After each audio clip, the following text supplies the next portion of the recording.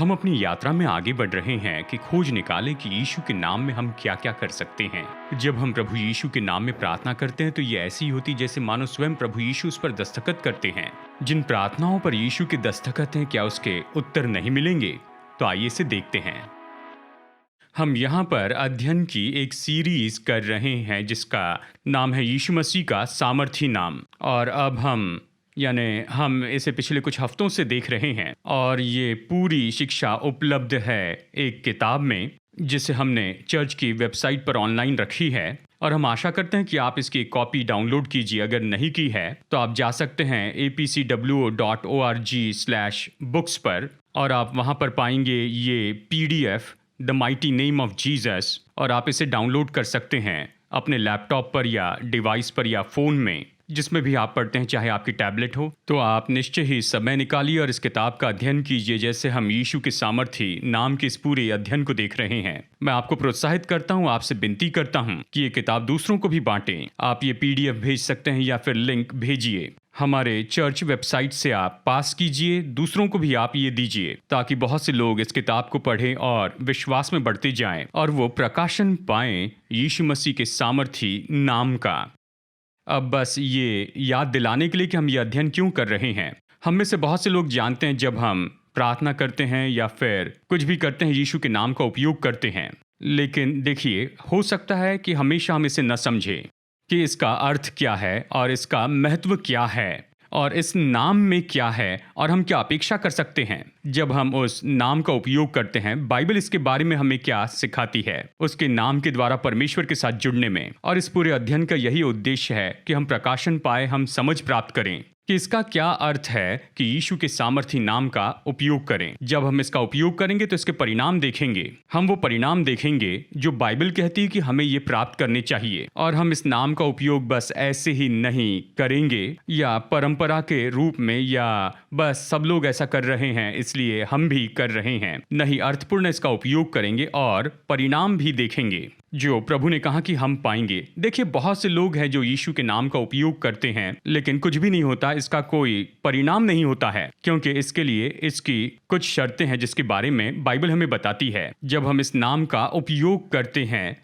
जैसे हमने आपको पहले भी बताया है कि यीशु का नाम कोई ऐसा गुड लक चार्म नहीं या कोई जादुई शब्द नहीं जिसका हम उपयोग करें, लेकिन ये तो इस नाम में सामर्थ है और ये सामर्थ खोली जाती है जब हम इस नाम में विश्वास करते हैं। तो हमने पिछले कुछ हफ्तों से इसकी अच्छी बुनियाद रखी है। जैसे हमने यीशु के नाम का उपयोग किया, ये हमारा चौथा संदेश है इस सीरीज में।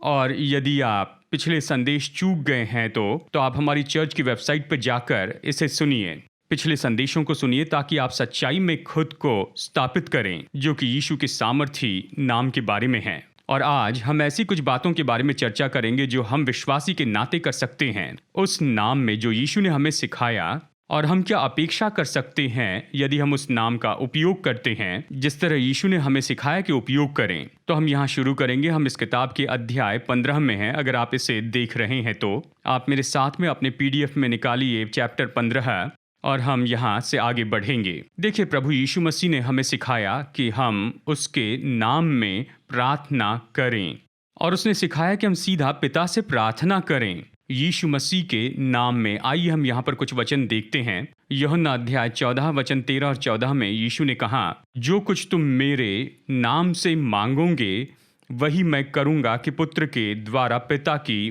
महिमा हो। फिर वचन 14, यदि तुम मुझसे मेरे नाम से कुछ मांगोगे तो मैं उसे करूँगा।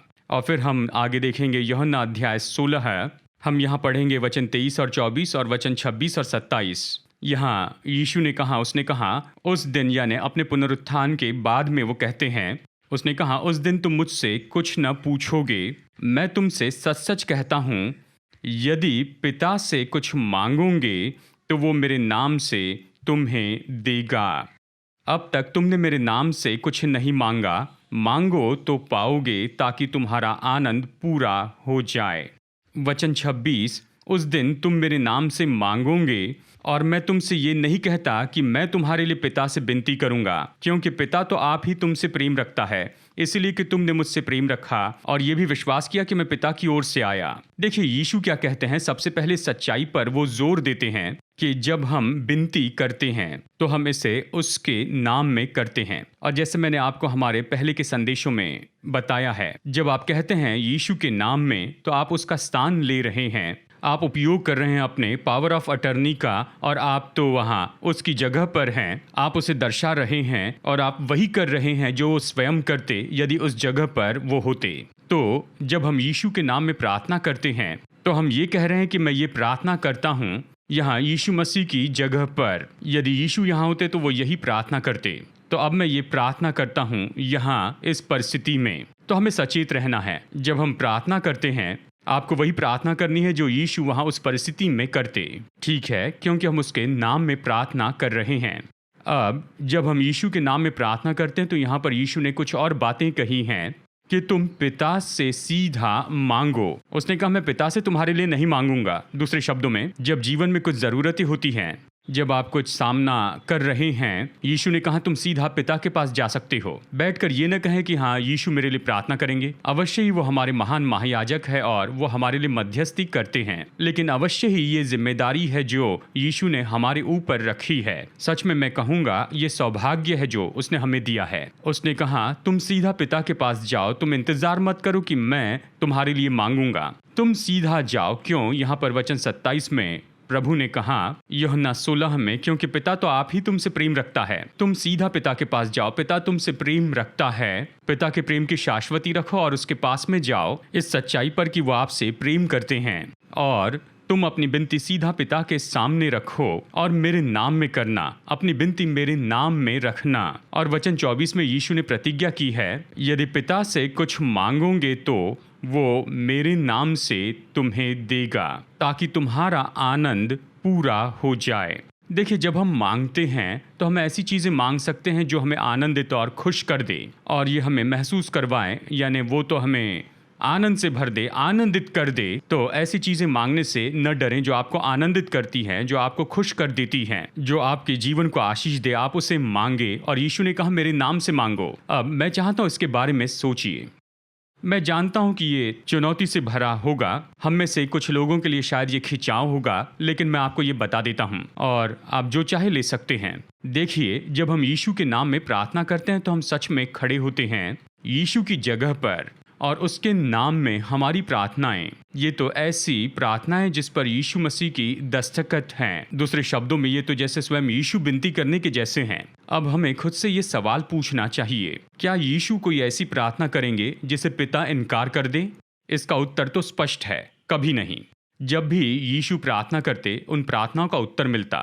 तो देखिए यही तो सौभाग्य है, यही तो श्रमता है। इस तरह की सामर्थ्य यीशु ने हमारे लिए उपलब्ध की। उसने कहा जब तुम मेरे नाम में प्रार्थना करोगे तो तुम 100% सफलता का प्रार्थना का जीवन पाओगे, क्योंकि हर एक प्रार्थना जो तुम करते हो मेरे नाम में उसका उत्तर मिलेगा। अब देखिए ये तो हम में से कुछ लोगों के लिए समझना बहुत मुश्किल होगा, क्योंकि कई बार हमें दूसरी तरह से सिखाया गया कि हाँ, कई बार परमेश्वर हाँ कहेंगे, कई बार नहीं कहेंगे, कई बार प्रभु कहेंगे शायद, या कहेंगे रुके रहो, या कई बार हमें पता नहीं क्या कहेंगे। शायद हमें इस तरह से सिखाया गया हो। मैं चुनौती देता हूँ, यहाँ पर यीशु ने जैसे कहा वैसे सोचिए। तो उसका क्या मतलब था जब कहा कि मेरे नाम में प्रार्थना करो? ये केवल अच्छा वाक्य नहीं है, वो कह रहे हैं कि तुम मेरी जगह लो, तुम्हारी प्रार्थनाओं पर मैं दस्तखत करूंगा। और यीशु का अगर यही अर्थ था कि जब हम उसके नाम में प्रार्थना करेंगे वो उस पर दस्तखत करेंगे, तो क्या ऐसी कोई प्रार्थना है जो हम करेंगे जिस पर यीशु के दस्तखत और पिता उसका इनकार कर दे? तो इसका जवाब है नहीं। तो हमें ये समझना होगा कि ये वो जगह है जहां पर हम प्रार्थना में आ सकते हैं। अगर आप सच में समझ ले कि यीशु के नाम में प्रार्थना करने का अर्थ क्या है। और यीशु ने कहा तुम्हें ऐसी प्रार्थना करनी होगी ताकि तुम फलवंत हो, कि तुम्हारा आनंद पूरा हो और तुम जान लो कि पिता स्वयं तुमसे प्रेम रखते हैं और मेरे पिता को महिमा मिलेगी इस तरह के जीवन से और तुम्हारी प्रार्थनाओं का उत्तर मिलेगा। चलिए अध्याय 16 में आगे बढ़ते हैं।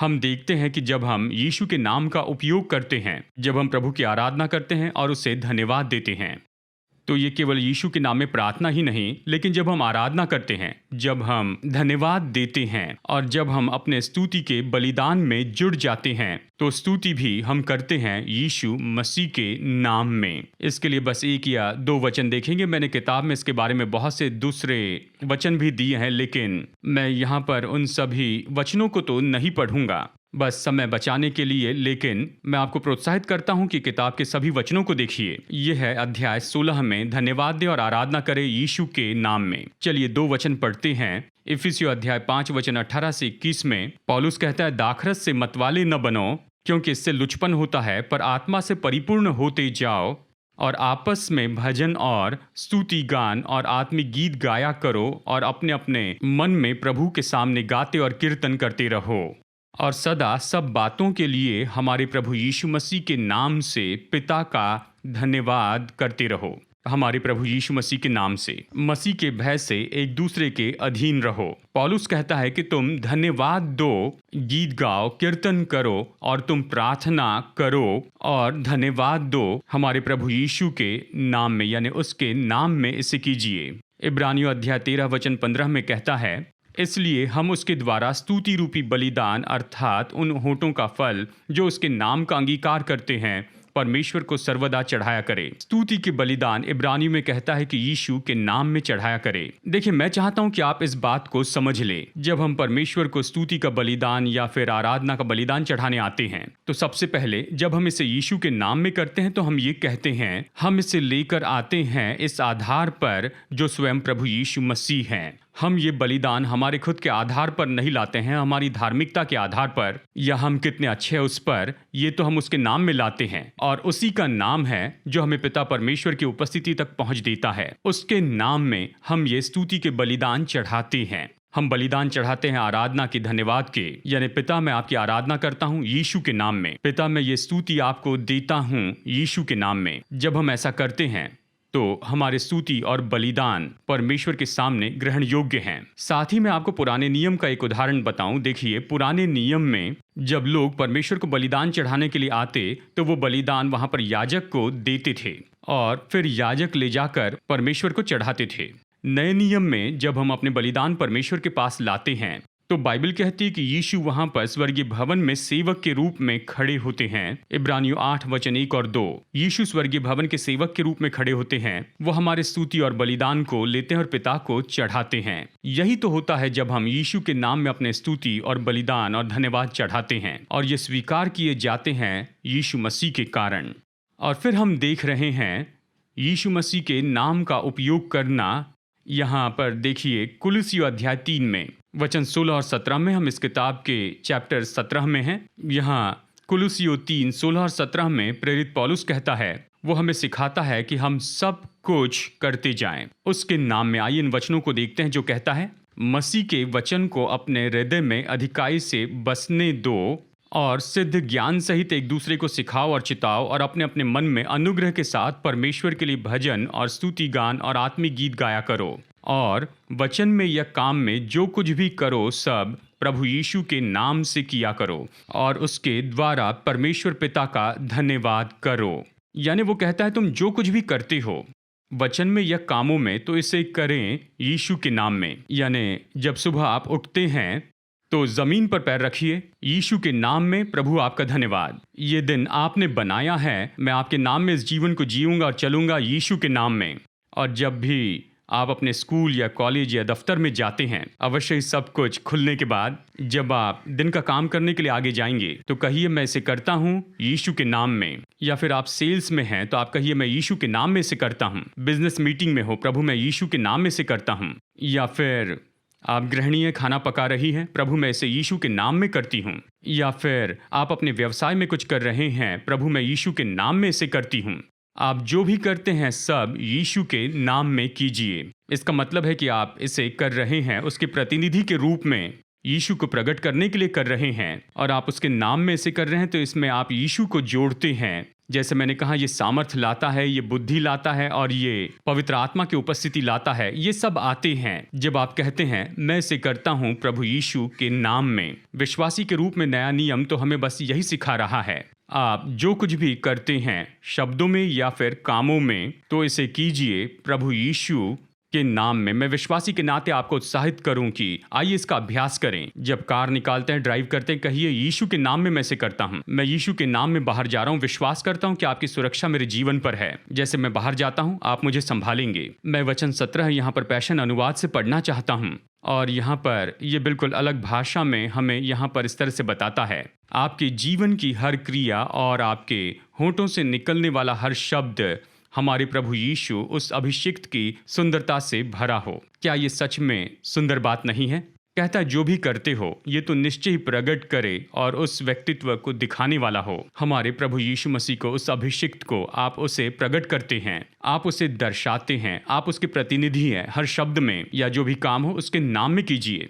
तो आइए अपनी चर्चा में आगे बढ़ते हैं कि हम यीशु मसीह के नाम का कैसे उपयोग करते हैं हमारे प्रतिदिन के जीवन में। मैं यहाँ पर अध्याय 18 में हूँ और यहाँ पर कुछ और वचनों को हम देखेंगे। यहाँ अध्याय 18 में हम देख रहे हैं कि बाइबल हमें सिखाती है कि जब हम विश्वासी के नाते एक साथ इकट्ठे होते हैं तो हम एक साथ इकट्ठे होते हैं यीशु के नाम में।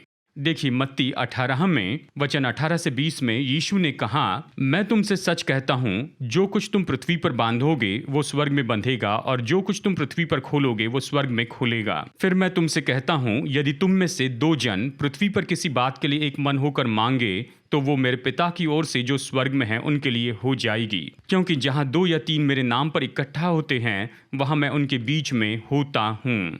मैं यहाँ पर पढ़ना चाहूँगा, पहला कुरिन्थियों अध्याय 5 वचन 4 में प्रेरित पौलुस लिखता है कि जब तुम और मेरी आत्मा हमारे प्रभु यीशु की सामर्थ के साथ इकट्ठे हो तो ऐसा मनुष्य हमारे प्रभु यीशु के नाम से करें। ध्यान दीजिए, यहाँ पर पहला कुरिन्थियों 5:4 में पौलुस क्या कहता है, उसके नाम में, प्रभु यीशु के नाम में तुम जमा होते हो, तुम विश्वासी। जब हम प्रभु यीशु के नाम में इकट्ठे होते हैं तो पौलुस कहता है मैं आत्मा में वहाँ पर हूँ, आत्मिक रूप में मैं वहाँ पर हूँ। और वो कहता है और हमारे प्रभु यीशु मसीह की सामर्थ। तो क्या होता है जब विश्वासी प्रभु यीशु मसीह के नाम में एक साथ इकट्ठे होते हैं तब यीशु मसीह की सामर्थ वहां पर होती है। मत्ती 18 में यीशु ने कहा, 18 से 20 में उसने कहा, जहां 2 या उससे अधिक लोग एक साथ मेरे नाम में जमा होते हैं मैं वहां पर हूँ। यानी जब आप और मैं विश्वासी के नाते जमा होते हैं, अवश्य हम बहुत कुछ करते हैं, आराधना करते हैं, प्रार्थना करते हैं और ये सब है, लेकिन हमें ये जानना होगा कि जब हम एक साथ आते हैं प्रभु यीशु मसीह के नाम में, यीशु मसीह वहां पर हैं और यीशु मसीह की सामर्थ वहां पर उपलब्ध की गई है। और उसके साथ में हम क्या करते हैं, यानी यीशु वहां पर है तो क्या, उसकी सामर्थ है तो क्यों। खैर, अगर हम मत्ती 18 के संदर्भ को देखें, यीशु हमें बताते हैं कि हम क्या कर सकते हैं जब उसके नाम में हम एक साथ जमा होते हैं। तुम पृथ्वी पर बांधते हो, तुम पृथ्वी पर खोलते हो, क्योंकि उसने कहा अगर तुम सहमत होते हो, यानी तुम अगर सहमत होकर आते हो पृथ्वी पर किसी भी बात के लिए तो मेरा स्वर्गीय पिता उसे करेगा। क्योंकि 2 या उससे अधिक लोग जमा होते हैं तो मैं वहां पर होता हूं, मेरी सामर्थ वहां होती है। यानी यीशु यहां पर बस यही कह रहे हैं कि जब तुम मेरे नाम से जमा होते हो तो बहुत ही अद्भुत सामर्थ उपलब्ध होती है। जब तुम किसी बात के लिए सहमति में आते हो इस पृथ्वी पर की किसी भी चीज के लिए तो वो हो जाएगा। तुम बांध सकते हो, खोल सकते हो और इस तरह का अधिकार कलीसिया को दिया गया है और इसे करने के लिए केवल 2 लोगों की जरूरत है। ये कितनी अद्भुत बात है कि हम विश्वासी के नाते एक साथ आकर सहमत होकर प्रार्थना करते हैं। आज इस सभा के अंत में, बिल्कुल अंत में, हम सहमति से प्रार्थना करेंगे, अपने देश को आशीष देंगे। हम प्रार्थना करके अपने देश पर आशीष कहेंगे।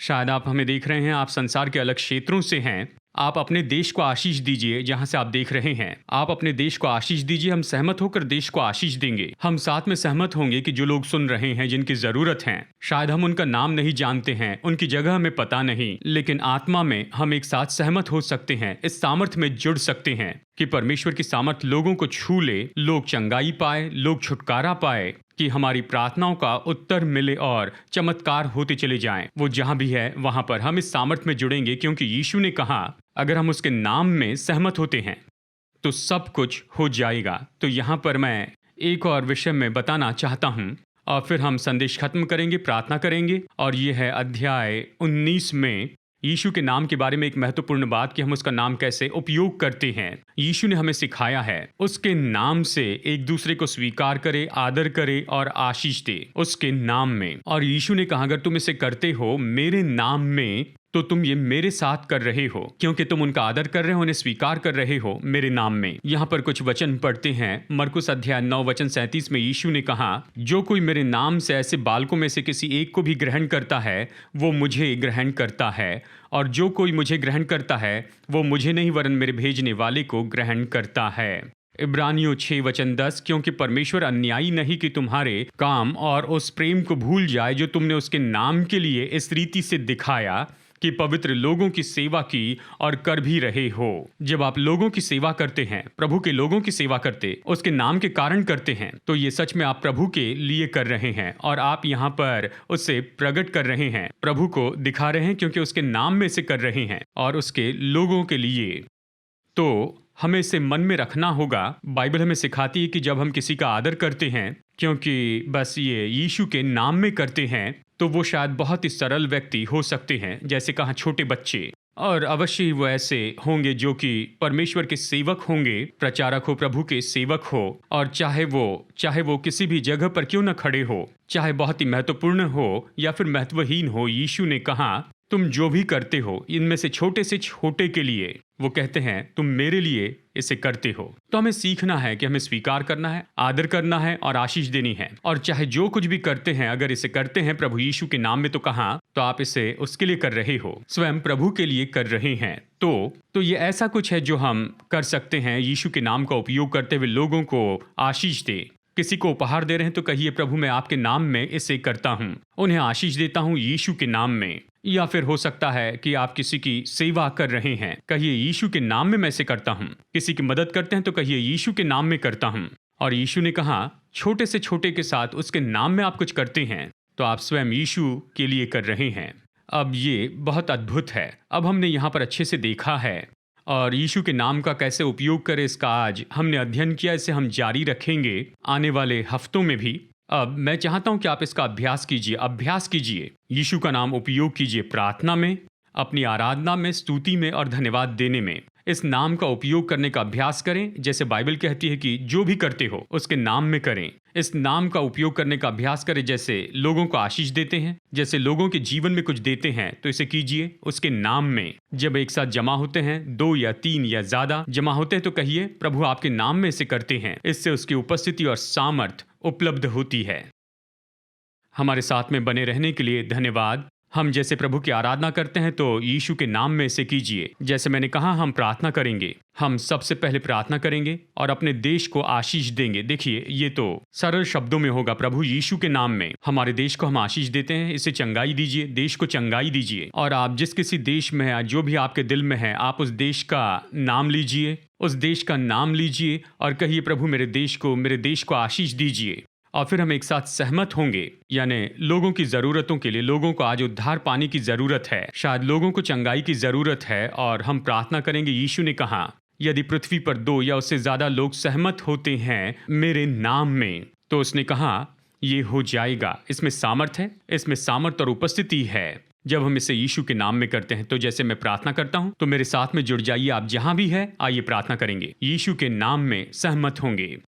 हे पिता, हम एक साथ में आते हैं, चाहे हम अलग अलग जगह पर इस समय हैं, लेकिन आत्मा में हम चाहे जहां भी हो, हम अपने हृदय को एक साथ जोड़ते हैं। और पिता प्रभु यीशु के नाम में हम अपने देश को आशीष देते हैं, भारत को हम आशीष देते हैं, और दूसरे भी देश जिनका नाम ये लोग ले रहे हैं, हम एक साथ में जुड़ते हैं। हम इन देशों को आशीष देते हैं प्रभु यीशु के नाम में। हम आपकी चंगाई के हाथ को मांगते हैं कि देश पर चंगाई आए। हम मांगते हैं कि पुनर्गठन हो इन देशों में यीशु के नाम में। हम प्रार्थना करते हैं कि कोरोना वायरस की जो सामर्थ्य है वो तोड़ दी जाएगी। हम प्रार्थना करते हैं यीशु के नाम में कि लोगों के जीवन बचाए जाएंगे और आर्थिक परिस्थिति निश्चय ही नई बनाई जाएगी और फिर से उभर कर आएगी और जिंदगी फिर से नई होगी। हम हमारे देश की सरकार को आशीष देते हैं कि ये तो आपकी बुद्धि के अनुसार सारे काम करेंगे, अपने कामों को करेंगे, ऐसा काम करेंगे जो हमारे देश में चंगाई लेकर आएगा और लोगों के जीवन में आशीष लाएगा, जो लोगों के लिए प्रयोजन करेगा, जिसके कारण लोगों का जीवन तो उभारा जाएगा। इसलिए यीशु के नाम में हम अपने देश को आशीष देते हैं। और पिता, इस समय हम अपने हृदय को जोड़ते हैं उन लोगों के लिए जिनका उद्धार होना बाकी है। मेरी प्रार्थना है कि इस प्रोग्राम में लोग आपकी ओर फिर कर आएंगे और इनके हृदय आपके सामने लाई जाएंगे और ये अपना जीवन प्रभु यीशु मसीह को देंगे और प्रभु यीशु के नाम को पुकारेंगे। और यीशु के नाम में हम अपने दिलों को एक साथ जोड़ते हैं और हम अधिकार और सामर्थ्य लेते हैं। शत्रु के हर एक बुरे कामों के ऊपर अधिकार लेते हैं। हम उसका नाम लेकर कहते हैं, बीमारी तो शैतान का काम है, रोग तो शत्रु का काम है, गरीबी शत्रु का काम है। हम गड़बड़ी को उसका नाम लेकर कहते हैं, ये तो शत्रु का काम है। और यीशु के नाम में इन सारी चीजों को हम नाश कर देते हैं। यीशु के नाम में जो बीमार हैं चंगे हो और लोग छुटकारा पाए और परमेश्वर के लोगों की जरूरतें पूरी हो जाएं और जिन्हें प्रयोजन चाहिए उनके पास प्रयोजन पहुंचे और जिनके लिए द्वार खोले जाने की जरूरत है उनके लिए द्वार खुल जाएं और नौकरी के अवसर आ जाएं। जिन्हें नौकरी चाहिए उन्हें नौकरी मिल जाए। जो नौकरी ढूंढ रहे हैं, यीशु मसीह के नाम में लोगों की जरूरतें पूरी हो जाएं। हम अपने हृदय को एक साथ में अभी जोड़ते हैं और घोषित करते हैं कि ये हो चुका है प्रभु यीशु के नाम में, और इसके लिए हम आपका धन्यवाद करते हैं। आमेन और आमेन। बहुत बहुत धन्यवाद कि आप प्रार्थना में हमारे साथ जुड़े। जैसे हम एक साथ सहमत हुए हैं, जानते हैं शायद हम लोगों के नाम कभी न जाने जो हमारे साथ प्रार्थना कर रहे थे अलग अलग जगह से अभी इस समय में, लेकिन हमने इसे किया है यीशु के नाम में विश्वास से किया है और जानते हैं लोग आशीष पाएंगे, लोगों की सेवकाई होगी। और हम आपको ये करने के लिए प्रोत्साहित करते हैं। अगर आप चाहे तो हमें अपनी गवाही भेजिए। आप ईमेल भेज सकते हैं testimony@apcwo.org पर, और जो भी प्रभु ने किया उसे आप हमारे साथ में बांटिए अवश्य ही। हम सारी बातों को गोपनीय बनाए रखेंगे, आपका नाम नहीं बताएंगे। हम आपसे सुनना चाहते हैं कि प्रभु ने आपके लिए क्या किया है, और समय समय पर हम प्रभु के कामों को लोगों को बताते हैं और हम व्यक्तिगत गोपनीय जानकारी नहीं देते हैं ताकि दूसरे हमारे साथ में उत्सव मना सके और जाने कि प्रभु इस समय क्या कर रहे हैं। इन सभाओं के द्वारा जैसे हम अपने दिलों को एक साथ जोड़ते हैं विश्वास से। आज के इस प्रोग्राम में हमारे साथ जुड़ने के लिए धन्यवाद। और हमेशा की तरह हम आपको प्रोत्साहित करते हैं कि आप ये मैसेज दूसरों को शेयर कीजिए। कई बार ये सरल बात होती है जिसे लोगों को सुनना चाहिए और इन सच्चाई को जानना चाहिए ताकि वो आशीष पाए। तो समय निकालिए, इससे दूसरों को शेयर कीजिए, उन्हें बताइए कि वो कैसे यीशु के नाम का उपयोग कर सकते हैं। उन्हें आशीष पाने दीजिए और अगली बार तक याद रखिए, प्रभु आपसे प्यार करते हैं, हम प्यार करते हैं, और हमारे प्रभु यीशु मसीह का अनुग्रह और हमारे स्वर्गीय पिता का प्रेम और उसकी पवित्र आत्मा की मधुर उपस्थिति हमेशा हम सब के साथ होती रहे, यीशु के नाम में। आमेन।